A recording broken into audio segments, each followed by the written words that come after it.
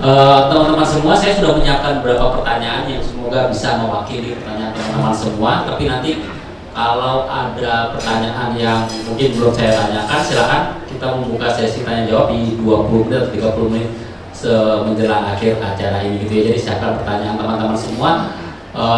Tadi Pak Toang udah banyak ngomong, istirahat dulu ya Pak ya, kita istirahat dulu, bicara dulu kalau mau minum dulu. Sekarang kita ke Pak Kirby kali Pak, Bang BNI, pemain di industri finansial yang pasti sudah banyak apa ya, udah secara regulasi juga udah banyak sebenarnya kaitan dengan pribadi. Tapi dengan adanya undang-undang PDP ini Pak, apakah apa yang telah disiapkan, apakah ada sesuatu yang ekstra yang disiapkan atau gimana Pak? Bisa ceritakan nggak Pak pengalaman Bang BNI yang mungkin juga bisa nanti ditiru oleh teman-teman dari yang hadir di sini? Pertama-tama terima kasih ya terhadap peluang ini. Kalau di sisi kita di Bank BNI, UU PDP bukan sesuatu yang baru yang kita harus menambahkan atau mengimplement di bank kita. Ya, tentang data pribadi, tentang data apapun dengan nasabah yang ada di bank, pasti kita sudah ada peraturan, juga sudah kita bikinin implementasi security yang cukup ketat sampai saat ini untuk memproteksi apapun data dalam bank kita. Nah, kalau ditanya apakah ada additional atau ada extra yang harus kita lakukan, pasti ada. Nah, saya terus terang aja. Contoh, sebelumnya mungkin aplikasi kita banyaknya ratusan, terus terang. Nah, ada aplikasi legacy, ada aplikasi yang baru. Ya, nggak usah jauh-jauh. Aplikasi yang paling baru kita baru launching dari tahun kemarin, Wanda. Nah, kalau ngomong tentang UU PDP, itu singkat aja. Saya bukan pakar di situ karena kan terus terang kita memang ada dedicated, ada DPO ya di tempat kita. Jadi mereka khusus untuk mengurusi kasusnya UU PDP. Kalau dari sisi kita, dari sisi CISO, dari sisi security, kita fokusnya providing technological support buat mereka supaya bisa menguruskan semua yang related dengan UU PDP. Jadi kita kasih supporting role ke sana. Nah, contoh salah satu, consent management. Salah satu lagi, cookies management. Nah, kita nggak usah jauh-jauh dulu itu aja. Aplikasi, website, mobile app, semua banyak di bank. Bukan hanya kita, bank yang lain juga sama. Minimum ratusan aplikasi. Apakah memungkinkan semua aplikasi, maupun web atau maupun mobile, pasti ada sesuatu yang kita bisa track tentang cookiesnya atau tentang konsennya? Pasti ada yang enggak. Jadi salah satu tantangan buat kita adalah untuk mengkonsolidasi informasi seperti konsen atau informasi seperti cookies management itu apakah gampang? Enggak, sama sekali enggak. Kenapa? Banyak aplikasi yang legacy itu kadang-kadang sudah lama nggak ada supportnya, atau sudah lama kita nggak ada developmentnya, mungkin put it this way ya, developmentnya kurang gitu. Nah, untuk mengumpulkan atau untuk centralize ya informasi-informasi seperti itu sulit sekali. Kenapa? Setiap aplikasi kita harus go through, view-nya ada apa, database-nya ada apa, cara mengenkripsi seperti apa. Dan untuk mengumpulkan informasi ini, si A dia kemarin akses ke aplikasi B, dan 2 hari lagi dia juga memakai aplikasi C. Nah, konsennya dia bisa berbeda, mungkin dia lupa sendiri atau apa. Nah, kita ikut yang mana? Aplikasi yang berbeda, konsennya bisa berbeda, cookiesnya pasti juga udah berbeda. Nah, kita kalau harus konsolidasi, ini jadi tantangan besar buat kita sebenarnya. Nah, itu aja, nggak usah jauh-jauh, saya nggak bisa ngomong tentang secara legal ya, tapi secara technology wise, it's a great challenge. Luckily enough, bank kita dari sisi senior management sudah benar-benar supportive, very very supportive. Dari tahun dulu sudah kita udah mulai kumpulin kajian, apa sih yang kita harus kumpulin, apa sih yang kita harus ada untuk diimplementasi dan dipakai oleh siapa usernya dan gimana caranya nanti teman-teman di DPO. Nah kebetulan DPO kita di bawah compliance. Bank-bank yang lain ada yang beda ya, ada yang under risk, ada yang under compliance, ada yang under legal. Nah kebetulan kita under compliance. Nah teman-teman compliance atau teman DPO juga mereka, kita harus membantu mereka untuk mengumpulkan informasi tersebut dan bantu mereka juga menganalisa. That is something that we never thought of. Kalau ada orang datang dari wilayah satu, contoh Medan, contoh ya. Kalau dia mau tanya sesuatu, tapi 2 hari nanti dia muncul atau dia datang ke Jakarta. Nah, data yang dia tanya atau informasi yang dia sampaikan di wilayah satu sampai ke Jakarta, apakah sama? Apakah masih valid? Apakah kita masih bisa gunakan? Nah, informasi seperti itu benar-benar tantangan besar buat kita. Tapi luckily enough, again, management kita benar-benar mendukung, ya. Dan buat kita di sisi security, it's business as usual. So buat kita mungkin ada tambahan kerja, ya. Memang kita juga 24 hours, kita ada monitoring team. Jadi seperti Bapak bilang, ini bukan hanya implementasi teknologi. The simplest thing kita ngomongnya, kita sering ngomong ya, people process technology. People-nya adalah nasabah. Ini nggak ada perubahan. Oke? Permintaan mereka itu seperti apa yang mereka minta itu memang nggak ada changes, nggak ada perubahan yang lain. Prosesnya ada nggak? Ada. Udah tambah. Teknologi pasti teknologi sesuatu yang kita harus nambah untuk mengkolek, untuk menganalisa. Jadi luckily enough juga ya kita sudah ada data lake di internal bank kita. Jadi kita memakai teknologi yang sudah ada dan tambahin dengan teknologi yang belum dipunyai oleh bank. Justru dari situlah kita mulai kumpulin informasi yang cukup lengkap, cukup komprehensif, dan moga-moga membantu untuk teman-teman di JPO kita untuk melakukan analisa dan melakukan apapun yang dibutuhkan untuk teman-teman di JPO. Tadi yang sentralisasi konsen dan segala macam itu yang secara teknologi, secara teknis agak susah. Memang mustahil atau sangat susah, Pak? Bukan mustahil, sulit. Karena seperti saya bilang, banyak aplikasi yang apalagi kalau legacy, aplikasi yang lain itu tidak mempunyai feel yang kita butuhkan. Ya, untuk menambahkan, oh gitu ada konsen kontennya apa? Oke, cookies itu mengandungi apa? Masing-masing aplikasi nggak mungkin satu orang yang kerjain. Karena aplikasi itu bisa jadi 10 tahun dulu. Internet banking kita kan bukan barusan ada.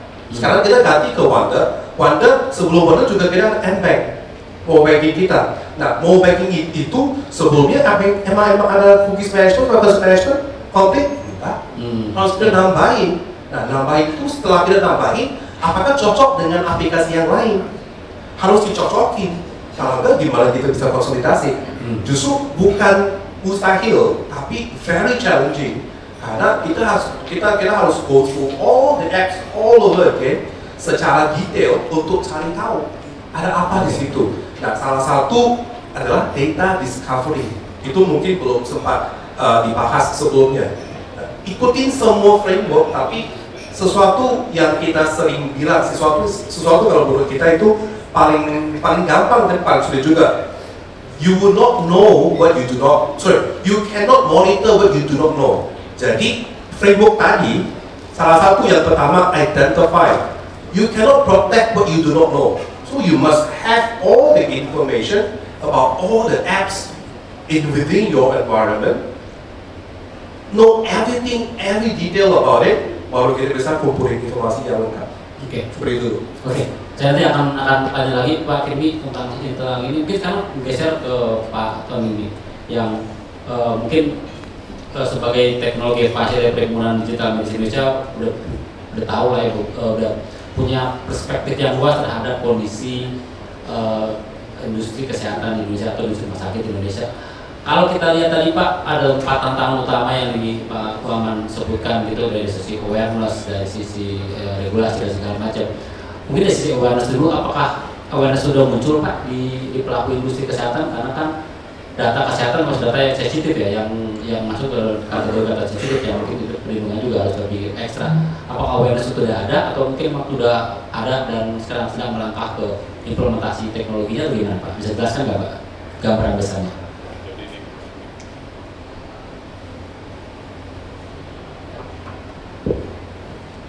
Pertanyaan yang sangat menarik sekali ya, awareness. Jadi sebetulnya kalau di sektor pelayanan kesehatan, saya kebetulan mewakili PDMI, Perhimpunan Digital Medis Indonesia. Di dalam PDMI itu ada lebih dari 150.000 profesional yang bekerja di sektor kesehatan dan lebih dari 3.000 rumah sakit. Nah, kalau dari survei mungkin yang kami suka lakukan ya, tapi memang tidak dipublikasi. Itu rata-rata dari mereka itu sudah aware bahwa ada undang-undang PDP, bahwa mereka harus mengikuti. Tapi sebetulnya bukan hanya awareness itu saja isunya kalau di kesehatan. Yang paling utama adalah, yang pertama adalah apa relevansinya undang-undang PDP itu terhadap bisnis rumah sakit. Jadi kebanyakan mereka tuh nggak tahu ini undang-undang PDP itu buat apa sih, apa dampak bisnisnya gitu. Karena tadi seperti yang diutarakan oleh Pak Kirby, itu secara teknis itu memang sangat sulit sekali kalau kita mau membongkar aplikasi ya. Dulu pengalaman saya dulu sekali di perusahaan yang saya pernah kerja, itu untuk membongkar aplikasi itu bisa makan waktu 1 tahunan dengan dedikasi yang sangat tinggi ya. Jadi kalau di sektor rumah sakit itu, yang pertama karena mereka itu tidak melihat ada urgensinya untuk mengikuti undang-undang PDP ini. Karena di sektor kesehatan itu ada banyak peraturan dan undang-undang lain yang sebetulnya juga mengamankan data pribadi. Dan kalau di sektor kesehatan itu data pribadi itu lebih spesifik, itu bukan hanya data pribadi, nama, alamat dan sebagainya, tetapi adalah data kesehatan. Jadi di dalamnya ada data rekam medisnya, kemudian mungkin data genomiknya dan lain sebagainya. Jadi itu amat sangat spesifik dan itu sudah diatur di undang-undang kesehatan. Jadi undang-undang ini itu sama dengan undang-undang PDP, tingkatannya sama-sama undang-undang. Jadi rumah sakit itu sih pasti mengikuti undang-undang kesehatan itu. Terus selain itu juga ada banyak peraturan yang lain seperti misalnya peraturan Menteri Kesehatan tentang rekam medis elektronik, kemudian ada peraturan Menteri Kesehatan tentang telemedicine. Semuanya itu menjamin keamanan data dari pasien, terutama kerahasiaan data. Nah, jadi dari sisi urgency, yang pertama itu adalah pertanyaan yang umum yang ditanyakan oleh setiap pimpinan dari rumah sakit. Yang kedua adalah masalah sumber daya manusianya.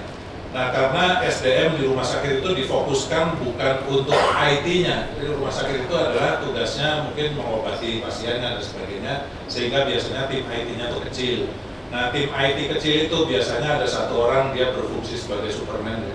Dia melakukan segala macam, termasuk mengelola aplikasi itu biar nyala terus dan sebagainya. Kalau dia diminta untuk membongkar aplikasi supaya sesuai ya dengan PDP, itu sangat sulit sekali. Mereka bisa melakukannya melalui outsourcing, tapi tadi sekali lagi karena itu tidak dilihat urgensinya, jadi mungkin rumah sakit juga belum menerapkan. Kemudian ini mungkin satu lagi ya, kalau kita bilang di undang-undang PDP itu ada DPO, data privacy officer. Nah, itu belum ada di organisasi rumah sakit. Nah, untuk mengubah organisasi rumah sakit itu perlu Permenkes, peraturan Menteri Kesehatan sebagai guidance. Jadi rumah sakit itu organisasinya harus ada DPO-nya, harus ada CISO-nya, harus ada CIO, kayak gitu. Itu tidak ada sama sekali. Karena tidak ada, jadi rumah sakit udah nggak melihat kalau misalnya saya hire DPO itu mau ditaruh di mana? Dan DPO itu juga kan harus cukup tinggi posisinya. Kalau posisinya tidak tinggi, dia nggak bisa melakukan apapun. Jadi posisinya harus tinggi, report ke direktur rumah sakitnya, harusnya seperti itu.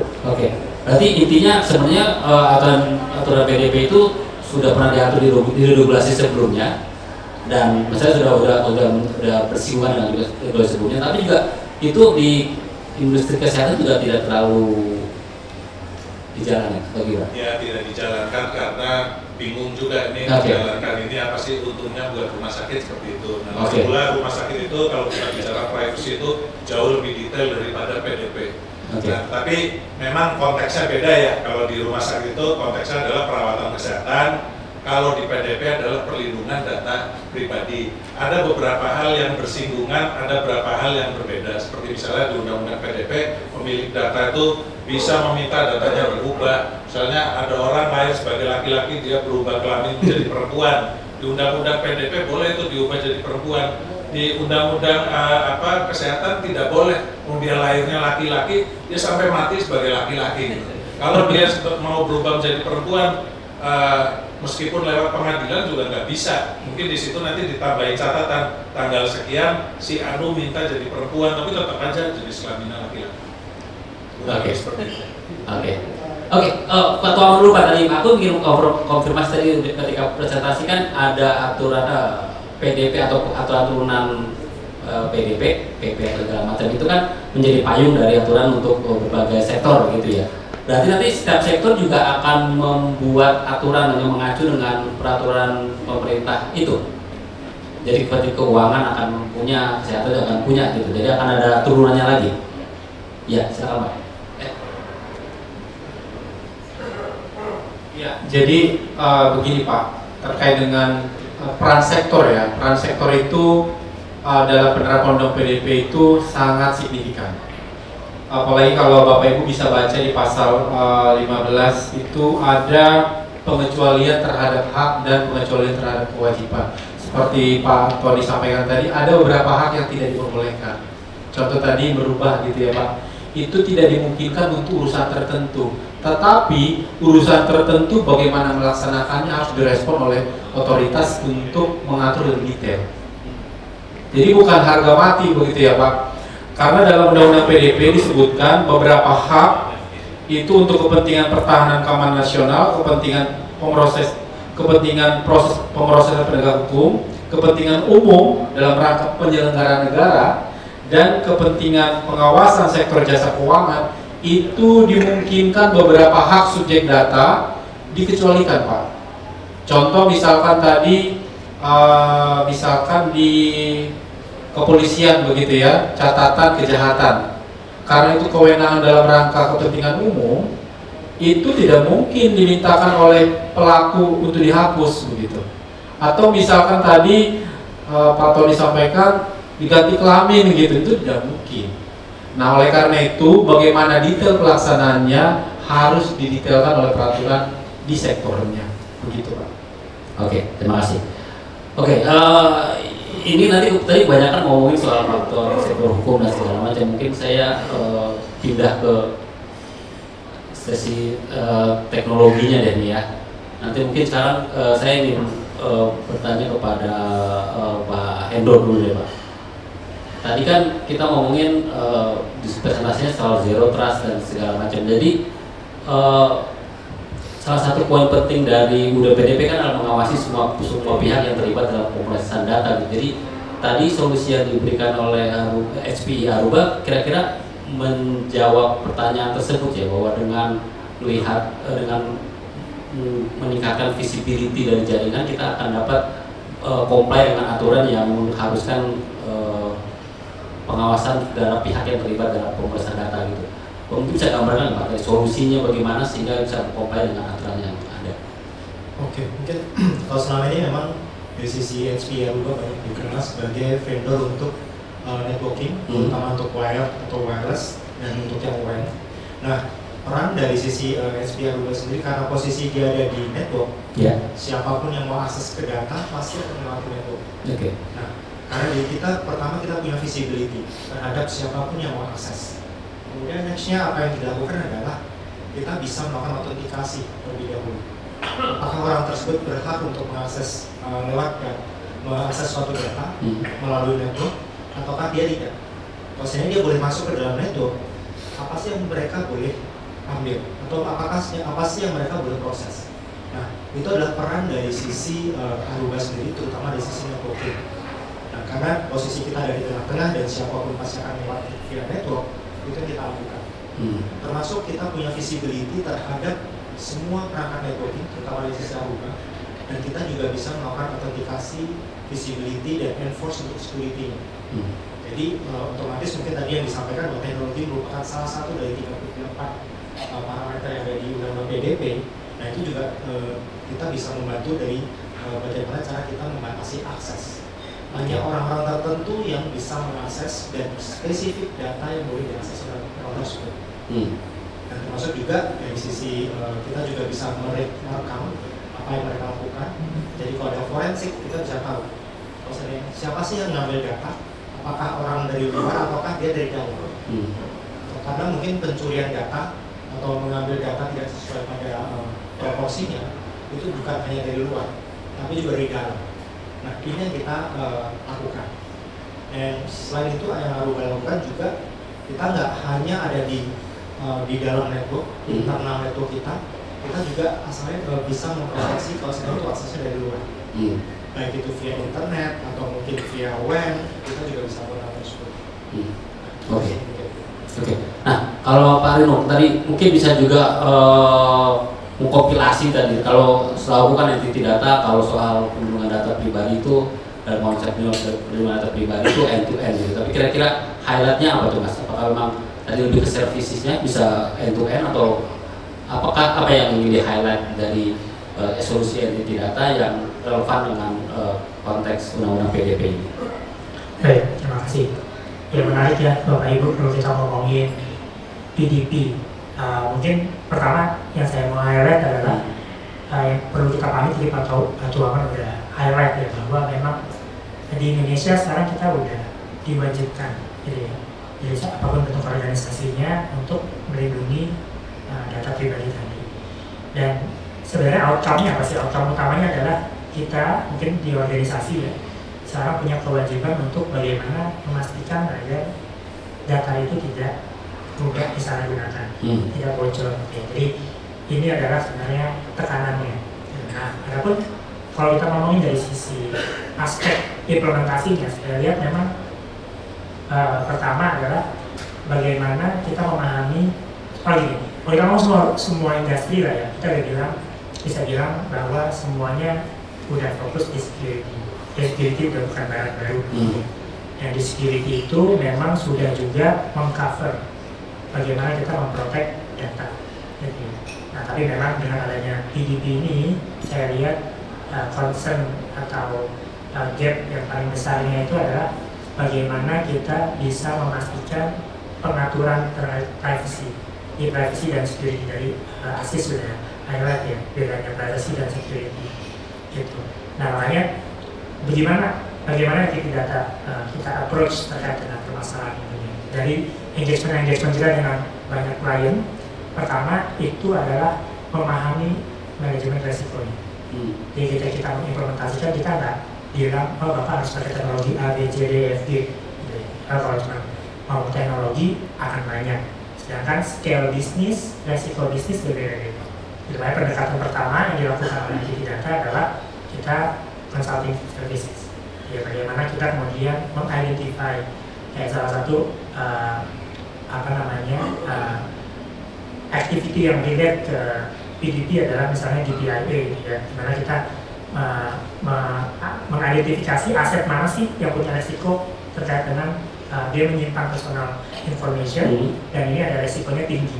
Nah tentunya setelah kita identify, oh ini ada aplikasi A, aplikasi B, dari Pak Jimmy juga banyak ada ratusan aplikasi ya Pak. Nah mungkin semua aplikasi kita kasih treatment yang sama. Mau modal berapa mungkin rumah sakit lebih kasih ke direkturnya segini Pak. Susah lagi. Kapan-kapan aja ya. Ya. Jadi memang pendekatannya adalah tadi consulting services. Jadi kita akan lihat dulu oh resiko terbesarnya di mana. Karena tujuan utamanya tadi kan kita ingin menghindari penyalahgunaan data, menghindari kebocoran data. Jadi lihat nih, oh ternyata misalnya kita sebut aplikasi A, resikonya tinggi, ini diakses oleh banyak nasabah atau publik. Nah mungkin proteksi terkait dengan itu akan lebih tinggi. Sedangkan ada aplikasi B, oh ini internal saja, dan itu sudah dilapisi tadi mungkin dengan Aruba teknologi gitu ya, dengan berbagai macam lapisan defense layer. Jadi resikonya udah turun, gitu. Jadi mungkin nanti pendekatannya akan berbeda. Jadi itu yang pertama dari sisi consulting services. Terus yang kedua tentunya tadi ya berbagai macam teknologi dan challenge yang ada, apalagi tadi di-mention juga legacy application, nggak mungkin kita rombak gitu. Mungkin disentuh aja enggak gitu. Cuma berani biasanya kalau di operation tuh cuma berani di restart gitu ya. Nggak berani tuh buat dia diganti code dan segala macam. Nah, kalau nggak jalan repot, udah nggak ada yang support lagi. Makanya nanti technical challenge itu kita tentunya tidak melepas kewajiban kita untuk mencoba menjaga, memaksimalkan penjagaan. Jadi makanya nanti dari situ teknologi-teknologi yang ada itu kita bisa sematkan gitu ya untuk meningkatkan pertahanan yang ada. Jadi memang best practice-nya kalau bisa kita re-arsitek aplikasinya dengan best practice by design, maka itu akan lebih baik.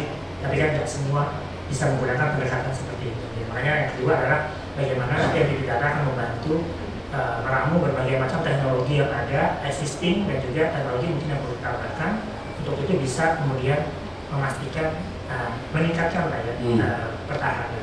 Nah, yang ketiga terakhir adalah terkait dengan yang tidak kalah penting masalah operation. Jadi kalau teknologi satu hal, kemudian dari sisi aspek consulting yang turunannya itu ada peraturan, flow, governance gitu ya. Yang terakhir adalah terkait dengan operation. Karena namanya serangan itu kan ya apalagi sekarang udah AI, jadi yang nyerang itu nggak manusia doang, ada robot juga yang nyerang sekarang. Jadi continuous visibility, continuous action, respon terkait dengan kejadian itu juga tidak kalah pentingnya. Karena tadi kalau saya tidak salah paham, Pak Tuhan ada mention juga ya Pak, sanksi administratif 2% itu nanti dilihat juga kan dampaknya sebesar apa. Nah itu tergantung respon tim operation.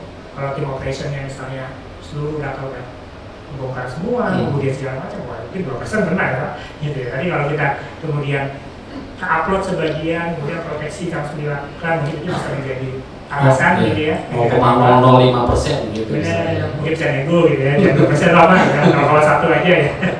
Yang mungkin kurang lebih seperti itu. Oke. Nah, Toman, aku tahu bahwa itu aturan kan udah disahkan 2022, dikasih waktu 2 tahun, sekarang juga aturan Oktober 2024 udah jalan, sekarang juga belum gitu kan. Maksudnya udah ada banyak waktu bagi teman-teman pelaku industri untuk mempersiapkan gitu. Tapi kan kalau dari lihat distrik kesehatan kayak juga lagi masih keteteran gitu. Supportnya kayak apa sih dari Kominfo? Apakah memang diberikan waktu lagi ketika nanti aturan turunnya masuk, aturan-aturan yang sudah ada, atau diberikan pendampingan atau diberikan apa untuk support supaya teman-teman di industri juga ya oke lah kita bisa memenuhinya gitu. Ya. Bisa Pak? Mic-nya terus. Ya, terima kasih. Terkait dengan support dari Komdigi terhadap menciptakan ekosistem ya tepatnya. Jadi di Komdigi itu yang pasti penerapan undang-undang PDP yang tadi disampaikan jangan ditunggu, jangan menunggu gitu. Karena seperti tadi disampaikan itu bukan hal yang baru sebenarnya. Karena PDP itu lebih pada human centric di mana jangan sampai hanya bicara transaksional, bicara aset dan segala macamnya. Justru harusnya bicara PDP itu kita meningkatkan trust. Karena PDP ini udah menjadi hal yang umum di masyarakat. Justru dengan adanya undang-undang PDP masyarakat tahu haknya. Makanya saya sampaikan dari tadi, pelindungan data pribadi tidak bicara kegagalan saja, Pak. Karena ini perlu saya highlight, karena bicara kegagalan itu kan masalah akses, illegal akses, pengamanan, itu hanya 1/38. Ada hal yang besar lagi, bicara transparansi, akuntabilitas, itu hal yang lebih besar lagi dari situ. Nah, untuk itu bagaimana teknologi ini bisa support, bagaimana framework bisa support, bagaimana standar bisa support, itu kembalikan kepada pelaku usaha. Enggak, Komdigi bisa support apa? Nah, yang Komdigi lakukan itu bicara SDM misalkan ya Pak. Komdigi itu sudah menyusun yang namanya SKKNI, standar kompetensi. Dan saat ini sudah ditetapkan menjadi peraturan Kemenaker, yang mana itu akan menjadi acuan ketika bicara mengenai standar kompetensi tertentu. Contoh ketika dia akan menjadi di cyber security begitu ya, itu sudah ada standarnya Pak, standar nasionalnya. Nah, ini akan diterapkan dalam konteks misalkan sertifikasi nanti. Nah, apakah sertifikasi ini akan dilakukan oleh Komdigi ataupun lembaga, ini masih pembahasan Pak. Karena ada dua opsi sebenarnya. Ketika kita bicara standarisasi itu bisa standarisasi profesi, bisa juga standarisasi person.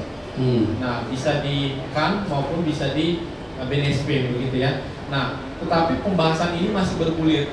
Apakah Komdigi akan mengatur dari sisi pengakuan lembaga sertifikasinya, yang mana ketika lembaga sertifikasi akan diaudit dengan menggunakan standar yang sudah diterapkan, ditetapkan begitu. Mereka akan mengeluarkan sertifikasi, LSP akan mengeluarkan sertifikasi terkait dengan keahliannya, tetapi apakah LSP ini akan diakui ataukah akan hanya rekomendasi dari Komdigi, ini masih pembahasan Pak. Ekosistemnya akan seperti apa, ini masih pembahasan. Itu salah satunya. Yang kedua, kita juga melakukan literasi dan edukasi, baik itu edukasi terhadap pemerintahan maupun edukasi terhadap sektor. Tetapi biasanya kami lakukan sektor itu tidak per industri ya Pak. Kami melakukan pendekatan itu dengan industri tertentu, contoh melalui asosiasi yang kami lakukan itu misalkan kemarin IDEA, ATSI, telekomunikasi. Jadi kami selalu melakukan itu, melakukan literasi, melakukan edukasi, dan termasuk juga dalam konteks menciptakan ekosistem PDP-nya. Oke. Mungkin sekarang ke Pak Kirby Pak. Kira-kira apa ekspektasi nggak sih kalau untuk regulator gitu, dan juga mungkin itu dulu deh. Ekspektasi kepada regulator terkait industri finansial, sebagai pelaku industri finansial, terhadap regulator apa yang diharapkan dari undang-undang PDP ini atau aturan-aturannya? Apa harapan Bapak terhadap aturan ini? Harapan ya Pak, ini pertanyaan yang sulit dijawab. Harapan apa yang kita harus ada? Sebenarnya waktu lebih panjang atau apa gitu? Sebagai financial institution ya, itu sudah heavily regulated. Saya rasa UPDP adalah salah satu tambahan yang menurut kita ya very specific terhadap apa yang harus kita memproteksi atau apa yang harus kita pilahin, bahwa oke, ini bisa diakses oleh siapa, dan para nasabah berhak untuk untuk mereka bisa bilang ke kita bahwa oke, ini saya mau berhenti servis ini, saya nggak mau bank ini nelpon saya lagi, saya nggak mau mereka offering sesuatu yang baru lagi. Nah, sekarang para nasabah, karena UPDP ini, para nasabah sudah dapat informasi seperti tersebut, dan mereka bisa melakukan sesuatu berdasarkan hak yang sudah ditentuin sekarang. Jadi kalau harapan, saya rasa mungkin cukup buat kita, karena ini cukup complicated ya kalau menurut kita, karena bukan kita nggak ada, hanya memang kita nggak pikirin ke levelnya seperti GDPR yang di Eropa gitu kan. Jadi sekarang masih jauh buat kita untuk menetapkan yang solusi atau implementasi yang kita sudah ada itu apakah benar-benar mencakupi, atau to be honest along the way memang kita banyak yang harus kita mengembangkan supaya solusi atau untuk mengatasi masalah-masalah yang seringkali kalau diminta oleh oleh nasabah itu, kita bisa secepat mungkin untuk merespon ya on behalf of the DPO, kita memprovide solusi buat mereka untuk menjawab pertanyaan itu. Oke. Bapak Tony, Pak, mungkin pertanyaan terakhir sebelum saya pindah ke teman-teman untuk bertanya langsung. Apa harapannya Pak kira-kira? Baik, terima kasih atas pertanyaan yang sangat bagus ini, untuk kami itu sangat penting. Mumpung ada regulator Pak. Kalau di sektor kesehatan, regulator yang dilihat itu cuma Kementerian Kesehatan. kami sangat mengharapkan Kementerian Kesehatan itu memasukkan DPO atau security privacy ini ke dalam rencana kerja mereka di 2025. Sekarang tanpa rencana kerja itu tidak akan ada pergerakan di sini. Kita membutuhkan itu. Dan mereka itu sebelumnya juga mengeluarkan Digital Maturity Index sampai tahun 2024 kemarin, dan itu hasilnya bagus. Cuman Kementerian Kesehatan tidak melanjutkan ke 2025, padahal saya pikir itu pintu yang bagus untuk masuk ke security dan privacy. Dengan Digital Maturity Index ini rumah sakit dapat menilai kesiapan teknologinya seperti apa. Kemudian Kementerian Kesehatan dapat membuat satu lagi mungkin Security Privacy Maturity Index. Dan di situ diarahkan bahwa perlunya compliance terhadap undang-undang PDP dan sebagainya, tapi tentunya sebelum itu bikin dulu Permenkes tentang PDP. Jadi PR-nya banyak, itu yang kami harapkan. Selain itu juga besar harapan kami jika Kementerian Kesehatan itu juga mengeluarkan insentif seperti misalnya ya dalam bentuk bantuan macam-macam ya, bisa dalam bantuan teknis atau finansial, atau mungkin melakukan pendampingan, pelatihan yang ada kaitannya dengan PDP yang itu belum dimasukkan dan belum ada di program kerja 2025. Anggaran lagi kasus dari susah anggaran. Ada yang mau tanya? Yang saya pengen tanyakan perihal dari PDP ini adalah IDIC itu memiliki database WHOIS dari seluruh delegasi internet protokol di Indonesia, yang mana informasi tersebut dipampang secara publik tanpa ada informasi yang dihidden sama sekali seperti nama, alamat, email, telepon. Nah itu dari Komdigi kira-kira melihatnya seperti apa, Pak? Mohon advice-nya. Terima kasih. Ketua Aman bisa jawab, Pak. Untuk penyedia jasa internet ada titik yang menyebutkan data pribadi tersebut. Jadi memang benar, Pak. Terakhir itu di Komdigi sudah dibahas juga terkait dengan IP protokol itu apakah akan dan terkaitnya akan dikonsider sebagai materi PDP, gitu ya. Nah untuk itu sebenarnya dalam undang-undang PDP dan ini beda divisi sebenarnya, Pak. Itu kan ada di sebelumnya di PPI ya, Pak ya. Nah jadi kami juga meng-highlight bahwa ketika undang-undang PDP itu ditetapkan, kita jelas dalam undang-undang PDP tersebut menyebutkan bahwa definisi dari data pribadi itu sudah jelas dan terang-benderang, Pak. Sepanjang dapat mengidentifikasi seseorang baik langsung maupun tidak langsung melalui sistem elektronik maupun non elektronik, itu dikonsider sebagai data pribadi yang wajib dilindungi. Tadi Bapak sampaikan terkait dengan IP address begitu ya. Rasanya bukan IP address lagi ya, tapi kalau di telco itu namanya apa namanya itu, Pak, yang nomor pengenal yang ada disematkan di smart card-nya itu kan bisa diidentifikasi sebenarnya siapa pemiliknya, kapan dia berlangganan, sampai kapan dia berlangganan, itu sebenarnya bisa ditarik informasinya, Pak. Tetapi kembali lagi kepada definisi dari Undang-Undang PDP, seingat saya waktu pembahasan di DPR kita tidak melimitasi. Kalau Bapak Ibu melihat di definisi tersebut itu menjadi beban pengendali, Pak. Dia harus bisa menemukan atau mengenali ini data pribadi atau tidak sesuai dengan definisi tersebut. Mungkin yang menjadi agak membingungkan adalah kriteria. Karena dalam Undang-Undang PDP di pasal 5 seingat saya atau pasal 4 itu disebutkan kriteria data pribadi yang spesifik dan umum. Kapan itu menjadi data pribadi spesifik? Ketika memang itu ditentukan sesuai dengan peraturan perundang-undangan. Kapan itu menjadi data pribadi umum? Sepanjang di luar dari data pribadi spesifik. Artinya isu yang Bapak sampaikan tadi itu sudah menjadi salah satu concern di Komdigi saat ini.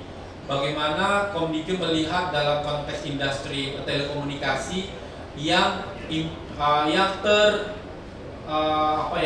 terasosiasi dengan data pribadi, dan itu sudah dikenali Pak. Dan terakhir kali kedua kami sudah melakukan rapat juga dengan PPI mengenai hal ini dan mengundang beberapa industri telekomunikasi saat itu. Bahkan isunya tidak hanya itu Pak, cukup banyak juga, termasuk juga masalah concern, karena ternyata kami menemukan banyak juga industri telekomunikasi itu ya tidak ada concern sama sekali. Justru mereka lagi berjuang sekarang untuk mendapatkan consent dari customer, meminta consent ulang. Tetapi yang terjadi adalah customer itu malah takut mengklik. Takut itu adalah malware gitu. Sehingga ini kami lagi berusaha juga bagaimana teknik untuk mendapatkan consent ini Pak. Jadi intinya adalah isu yang Bapak sampaikan tadi itu menjadi isu PDP sebenarnya, dan sedang lagi dibahas di sektor telekomunikasi, dan bagaimana teknik pengaturannya nanti tentunya akan ada di Komdigi. Begitu Pak. Menjawab Pak? Oke. Ada pertanyaan lagi dari teman-teman? Oke, ada 3 pertanyaan yang di meja sini dulu deh, agak depan. Akan lagi Mas? Oke, ya gitu. Berdasarkan disampaikan Pak Tauman tadi bahwa penerapan UU PDP ini adalah wajib ya diterapkan untuk seluruh organisasi. Nah, bagaimana proses compliance dan kontrol dari regulator untuk ensure setiap industri ini comply terhadap UU PDP? Apakah ada semacam audit atau mungkin ada sertifikasi seperti ISO 27701 ya terkait data privacy? Ini seperti itu Pak. Terima kasih. Oke, untuk pengawasan seperti apa Pak? Tanya langsung aja Pak. Ya, pertama Pak, saya coba jawab. Komdigi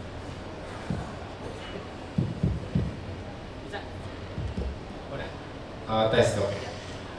Jadi gini Pak, Komdigi melakukan pengawasan dalam konteks implementasi Undang-Undang PDP tidak parsial sebenarnya, karena pengawasan itu bisa juga secara langsung, artinya kita melakukan sampling.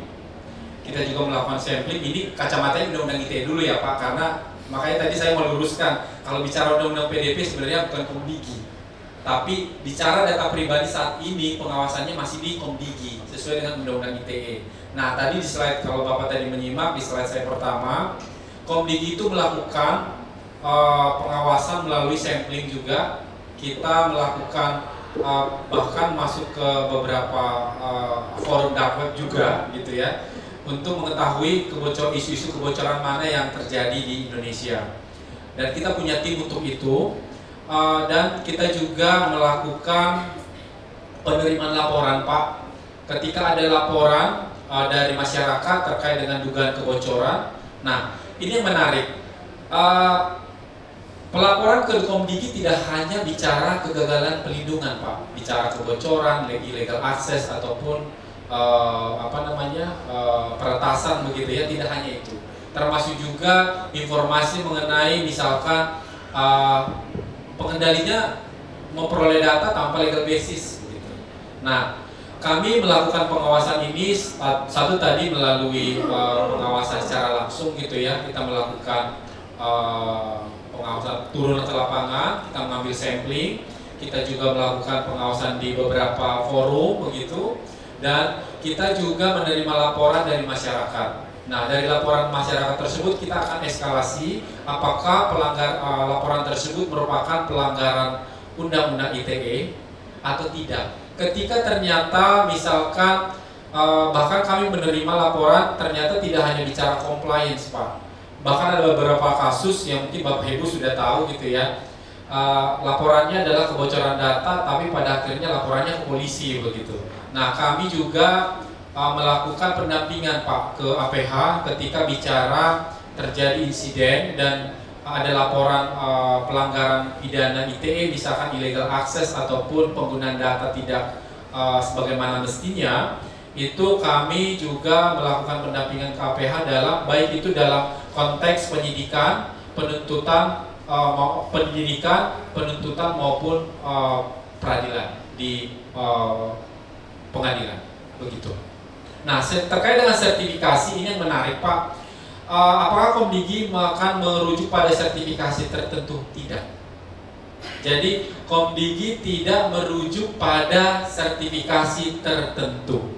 Artinya kembali lagi ketika kita melihat bicara pengamanan, contoh misalkan Bapak Ibu tahu betul dengan dulu SMKI begitu ya, ada juga SMPI, itu sektoral. Jadi artinya gini, ketika memang data pribadi atau data itu sebagai data strategis di industrinya, tentunya otoritas mengatur lebih detail, Pak. Contoh misalkan di industri keuangan tidak cukup dengan pengamanan 27001, tetapi juga tambahan standar yang memang ditetapkan oleh otoritas tertentu. Nah, oleh karena itu bicara penerapan undang-undang PDP tidak merujuk pada standar tertentu, framework tertentu dalam konteks comply terhadap undang-undang PDP, tidak. Artinya, nah kayak tadi dari awal sampaikan, bicara pemrosesan data pribadi, istilah pengendali data pribadi, istilah prosesor data pribadi, yang dikedepankan adalah responsibility, tanggung jawab. Artinya tidak karena merujuk pada sertifikat tertentu, tidak merujuk pada framework tertentu, maka tanggung jawab itu dieksonerasi. Tidak. Oke. Tanggung jawab itu tetap melekat, Pak.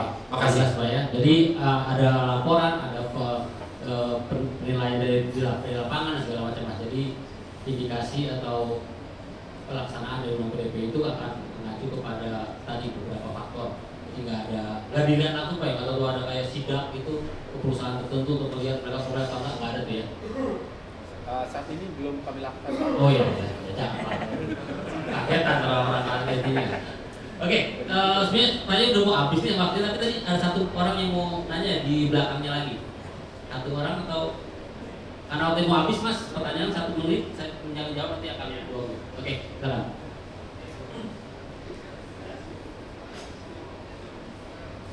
Kepada tata kelola, Pak ya. Tata kelola itu bisa dari undang-undang PDP itu sendiri, redaksi, termasuk dokumen pendukungnya itu ada ROPA dan DPIA. Nah, pertanyaan saya, Pak, selama ini kan kalau saya melihat itu kan melihat daripada best practice, Pak ya. Artinya dokumen-dokumen itu bisa kita dapatkan secara umum gitu, Pak ya. Nah, dari segi compliance, Pak ya, karena kan dari segi pengawas juga jika ingin memeriksa sesuatu terhadap kepatuhan perusahaan terhadap undang-undang PDP bisa meminta ROPA, Pak ya. Jadi pertanyaan saya, dalam RPP ataupun dalam SKKN yang Bapak sebutkan tadi, apakah ada memang template khusus atau berstandarisasi khusus yang mungkin diakui oleh pemerintah yang bisa menjadi rujukan kita dalam membuat ROPA ataupun membuat tata kelola undang-undang PDP, atau termasuk tentang DPIA itu sendiri, Pak? Mungkin satu lagi, Pak, untuk DPO sendiri di perusahaan itu bisa 1 orang, 2 orang, atau bagaimana, Pak? Karena mungkin dari undang-undang menunjuk DPO, akan tetapi apakah bisa kita buat DPO champion atau gimana gitu, Pak? Terima kasih. Oke. 2 pertanyaan, 1 menit ya, Pak. Gimana ya soal isunya? Tadi ada framework yang bisa dituin, bisa jadi referensi ya, standar jadi referensi atau sama 2 DPO-nya bisa sendirian, bisa ya, saya coba bantu jawab, Pak, terkait dengan ROPA maupun DPIA, Record of Processing Activity maupun Data Protection Impact Assessment, begitu ya, Pak. Rasanya mungkin sebagai awal Bapak nanti bisa akses, tapi ini tidak menjadi, ini baru rujukan ya, Pak, tetapi bukan menjadi kepastiannya nanti ketika PP ini ditetapkan. Bapak Ibu bisa nanti cek perkembangan pembahasan RPP di www.pdp.id. Di situ kami update mengenai hasil pembahasan RPP dan termasuk juga ketentuan-ketentuan pelaksanaan, bagaimana melaksanakan kewajiban tersebut. Di situ termasuk ada ROPA, DPIA, TIA, ada juga bicara dan lain-lain. Artinya gini, dalam RPP PDP itu menjelaskan bagaimana subjek hukum atau dalam hal ini pengendali melakukan kewajibannya sesuai yang dimaksud dalam undang-undang. Tapi seingat saya Pak, dan saya juga menjadi PIC untuk penyusunannya, arahnya adalah standar minimal. Jadi arah pengaturannya nanti adalah standar minimal, artinya dalam konteks pelaksanaan kewajiban yang ada dalam Undang-Undang PDP, contohnya misalkan ROPA misalkan, yang membuat ROPA dalam RPP itu sudah disebutkan Pak apa saja ROPA itu indeksnya apa saja itu disebutkan, tetapi bentuknya apakah bentuk bentuk ke samping ke bawah itu tidak diatur Pak. Tetapi yang pasti dalam RPP itu sudah diatur syarat minimal dalam comply terhadap kewajiban tersebut. Oke, boleh dikembangkan. Terus yang kedua tadi apa Pak? DPO. Nah, DPO ini yang menarik Pak. DPO dalam Undang-Undang PDP itu wajib untuk pengendali tertentu. Tidak untuk semua pengendali ya Bapak Ibu. Meskipun kebetulan minggu depan saya juga akan hadir di Mahkamah Konstitusi. Karena pasal 53 ini sedang digugat di pengadilan di Mahkamah Konstitusi, ya. Isinya apa? Isinya mengenai persyaratan DPO. Nah, mungkin saya mau klarifikasi Bapak Ibu, mungkin nanti Bapak Ibu bisa mendengar di masyarakat. Jadi inti dari pasal itu adalah bukan persyaratan, tetapi mengidentifikasi atau breakdown. Karena ketika persyaratan untuk wajib memiliki DPO tidak harus terpenuhi semua Pak. Karena kemarin kalau nggak salah dari Astra juga pernah bertanya begitu ya, Pak, kami berarti tidak DPO dong karena kami bukan layanan publik. Ya nggak gitu juga gitu. Itu hanya menjelaskan kata dan itu adalah hanya menjelaskan seperti misalkan gedung ini terdiri dari atap, tembok, lantai, meja begitu.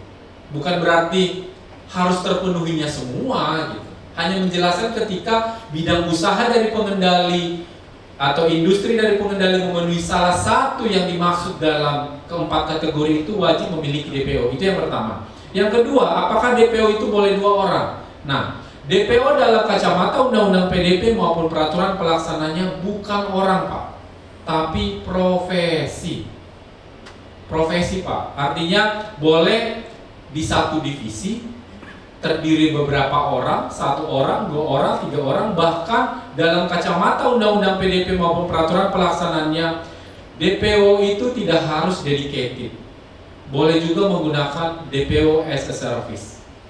Jadi lebih kepada profesionalisme, pertanggungjawabannya pun DPO itu tidak serta-merta menjadi tanggung jawab DPO atas kelalaian dari pengendali. Oke. Itu Pak. Oke, Mas Sino, NTT punya DPO as a service? Punya. Ya punya lah, NTT mau punya semuanya. Oke, itu aja kali ya. Tapi mungkin sebelum menutup tadi karena banyak narasumber yang seharusnya juga banyak sharing. Mungkin sekarang saya terakhir Pak, Pak Kewi dari Pak Kewi, rekomendasinya atau best practice-nya kira-kira untuk menjalankan regulasi seperti ini ada nggak insight atau best practice yang bisa Bapak sharing? Mungkin 1 menit pertanyaan untuk semuanya, 1 menit per orang. Silakan Pak. Dari itu nanti 1 menit per orang. Rekomendasi yang paling gampang dulu deh. Kita harus ngumpulin semua konsen sama cookies ya. Yang paling gampang ya, kita ngomong yang sulit-sulit. Dulu itu siapin tempatnya. Rekomendasi database disiapin dulu untuk ngumpulin dari aplikasi-aplikasi yang lain. Nanti dipakai untuk minimum ya, untuk bikinin dashboard siapa orangnya, tanggal, dari mana, aplikasi yang mana segala macam. Itu dibikinin satu simple set web app dulu dah buat yang perusahaan-perusahaan itu yang membutuhkan sesuatu seperti itu. Karena itu adalah pada dasar apa yang kita harus bikin. Ya, seperti itu dulu. Pak Tony sebagai praktisi IT yang bukan orang profesional, orang industri kesehatan aja. Caranya apa Pak? Untuk mulai, buat teman-teman untuk mulai setidaknya untuk mulai menata supaya bisa comply dengan aturan itu. Baik, sebetulnya kalau di industri kesehatan itu untuk memulai ya cukup kita menunggu regulasinya, petunjuk teknisnya kalau ada ya. Kalau itu sudah keluar maka dari rumah sakit itu sih kami sangat berkomitmen karena kami juga melihat sebetulnya dengan undang-undang PDP ini akan membawa meningkatkan keamanan dari data-data pribadi termasuk data-data kesehatan. Jadi memang ada beberapa ini overlap dengan undang-undang yang ada, tetapi undang-undang PDP itu menambahkan hal-hal lain yang lebih penting dan itu adalah tren di dunia. Nanti aturan teknis dulu, aturan teknis dulu ya Pak ya? Iya. Nah, kalau Mas Dino, gimana Mas? Ada di entity data sendiri, apa sih yang bisa dimulai dari teman-teman? Baik yang sudah mulai itu sudah setengah jalan, apa yang perlu? Iya, aku rasa pertama saya lihat di berbagai organisasi udah mulai semua ya Pak, jadi semua sudah cukup committed dengan undang-undang ini dan makanya salah satu poin yang pertama yang paling penting adalah tadi identify risk-nya menurut saya. Jadi nanti kita bisa identify risk. Nah, yang kedua nanti bagaimana kita bisa melakukan proteksi yang semaksimal yang kita bisa lakukan. Karena pada ujungnya kita mau menghindari sanksi administratif, sanksi perdata dan lain-lain. Gitu. Makanya bagaimana nanti entity dengan approach tadi ya, dengan consulting, operation dan juga teknologi itu kita bisa improve. Dan sebenarnya tadi mungkin sedikit menjawab terkait dengan framework. Dan biasanya kalau IT kan pasti referensinya biar gampang, frameworknya apa. Kalau nanti juga akan diturunin ya, per sektor itu seperti apa. Nah, cuma saya juga mau menekankan bahwa sebenarnya privacy dan security ini udah global. Jadi kita bisa menggunakan berbagai macam framework yang ada di global, ya kan, itu untuk membantu kita mempunyai parameter-parameter yang lebih spesifik karena orang teknis kan biasanya butuh gambarannya apa nih. Tapi tadi poin pentingnya Pak Tuaman mention juga bahwa dengan adanya framework tadi tidak melepas kewajiban kita untuk menjaga. Jadi jangan bukan berarti sudah kelar, tapi at least stepnya yang clear, iya bisa dipakai sebagai referensi. Sudah setengah jalan atau 3/4 jalan. Oke, sip. Terus kemudian dengan Pak Hendro, kira-kira apa poin penting yang coba di-highlight atau ingin sampaikan? Oke, terima kasih Pak. Mungkin kalau sebenarnya kita lihat dari risiko dari penerapan undang-undang PDP kan kita lihat dari sisi hukum, kemudian juga dari sisi denda dan sebagainya. Mungkin kalau tadi disampaikan bahwa startnya kita dari mana sih? Mungkin kalau sebenarnya kita dari sisi teknologi, kita biasanya adalah menawarkan dari sisi secara frameworks yang memanfaatkan frameworks yang sudah ada.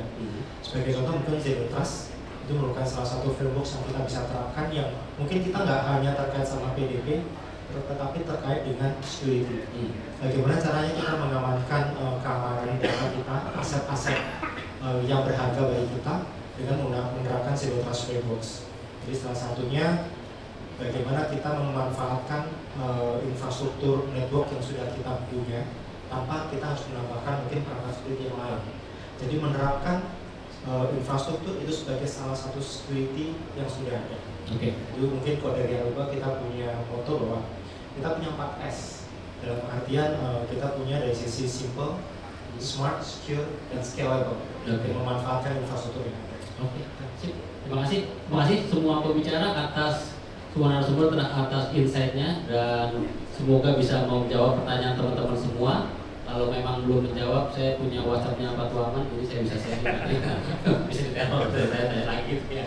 Oke, sekali lagi terima kasih semuanya. Namun sebelum saya serahkan kembali ke MC sebagai penjaga, kalau saya akan tutup sesi ini dengan pantun pakai cakap-cakap ya. Kepada Rinai hujan di ujung senja, aku titip doa supaya Dinda segera ada penggantinya. Mari kita terus bekerja sama untuk melindungi data pribadi masyarakat Indonesia. Oke, terima kasih.